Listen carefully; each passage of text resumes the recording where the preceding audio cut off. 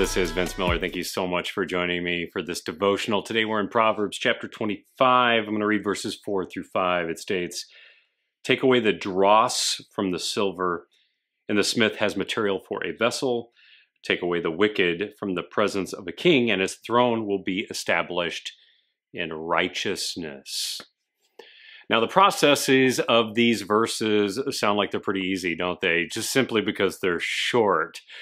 But they're not easy. For example, removing the dross from silver is quite involved. First, you have to go find a good piece of iron ore, and then once you have it, you need to put it inside of a crucible to heat it.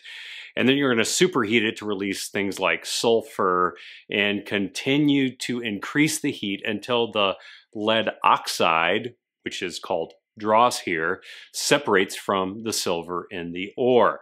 Then what happens is the dross is in this liquid state and it rises to the surface where it can be skimmed off, and the silver, which is heavier, will fall to the bottom of the crucible. Then you have silver. That's a pretty involved process, by the way. In the same way, so is the leadership of a king, or we could say the leadership of any man who is a husband or a father or a leader in this world, because fellas, leadership is highly involved and it requires a lot of work. First, you're going to have to go search for the raw resources, and then once you find those resources, you're going to have to refine them. So it's going to require some breaking and some heating and some stirring and skimming to remove the impurities. This is leadership, fellas.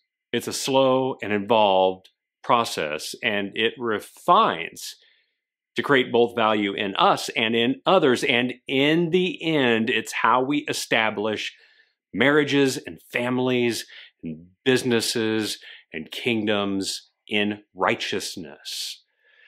So today, in making an application, I want you to consider what needs to be refined in you and in the people that you lead, maybe at home or even at work.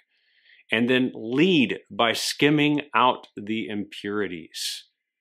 And you, and others around you will be established in righteousness.